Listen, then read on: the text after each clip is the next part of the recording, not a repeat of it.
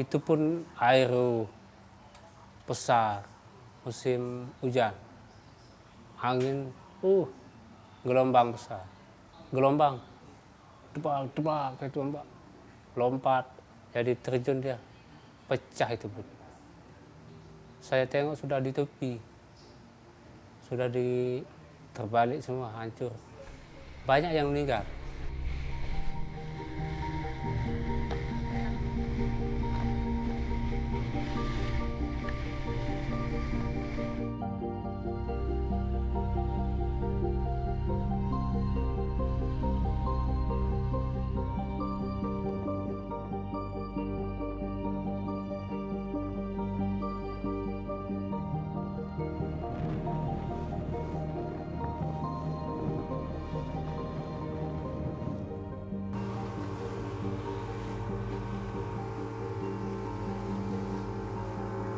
This is one of the sea routes frequently used by people smugglers to ferry migrant workers between Batam, Indonesia and Johor or Malacca in Malaysia. As you can see, the sea is already choppy, but the waves will get substantially bigger as we enter the Singapore Strait, let alone the open waters of the South China Sea.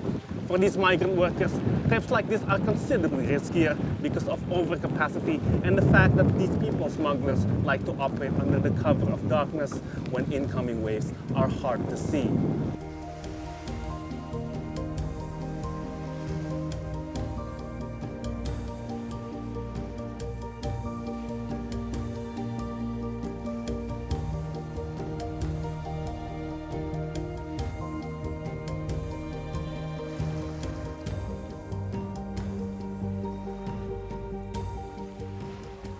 Di dalam kapal, kita pertama masuk saja disuruh duduk kayak gini, mepet. Yang nggak boleh, yang bukan cara duduk kita itu yang kita buat kayak gini, mepet lagi. Kalau soal bau pengap, kita nggak peduliin. Soalnya rasa takut dengan gimana, barbar lah hati kita kan. Perjalanan di laut kayak gini. Kayak mau terbang. Itu orang di sana pun yang pandai, yang bisa mengaji lah, nggak apa-apa. Apa yang dia kebolehan dia ucapkan lah kalau lewat bawah ini.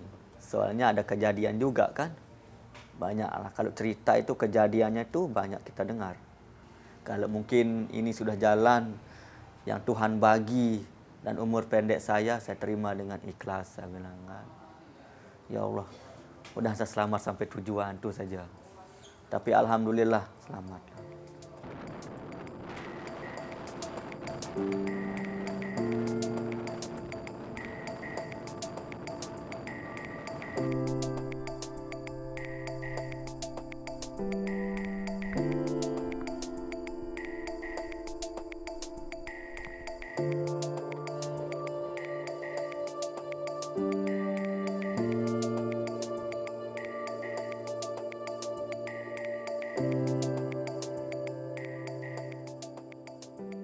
Karena wilayah hukum Polda Kepulauan Riau ini adalah berbatasan langsung dengan negara tetangga. Di antaranya adalah negara Singapura, Malaysia, dan 96% wilayah hukum kita ini adalah perairan. Ya sangat rawan sekali, karena ini jalur-jalur yang menjadi prioritas atau namanya golden triangle-nya di sinilah kira-kira. Jalur emas daripada pelaku-pelaku yang melakukan kegiatan secara non-prosedural, termasuk pekerja migran Indonesia.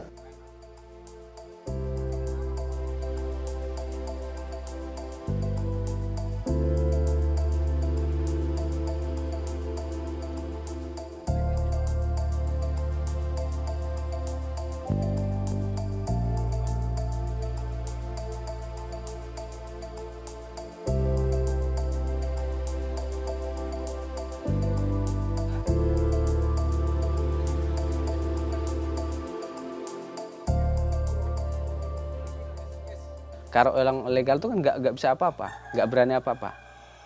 Ibaratnya kita nuntut, kita pasti dilaporin polisi, kita tangkap. Satu. Kalau kita nggak nuntut, hak-hak kita juga nggak dikasih. Ibaratnya contohnya jatah gaji ibaratnya 100 ringgit cuma dikasih 15 ringgit atau 25 ringgit, kita nggak bisa apa-apa, nggak bisa protes dan gitu. Masalahnya kita mau protes nggak bakalan berani. Protes dia panggil polisi, habis kita.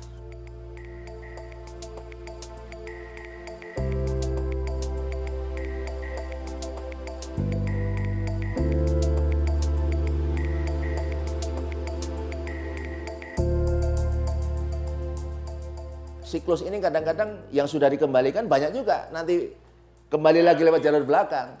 Kita sudah deportasi, besok ketemu, bapak lagi, ketemu lagi. Artinya kan sudah dikembalikan, ya tanpa kontrol kita, ibaratnya dia cari celah lain, dia lewat belakang, berangkat lagi ke Malaysia lagi, nanti di sana ketangkap lagi, deportasi lagi.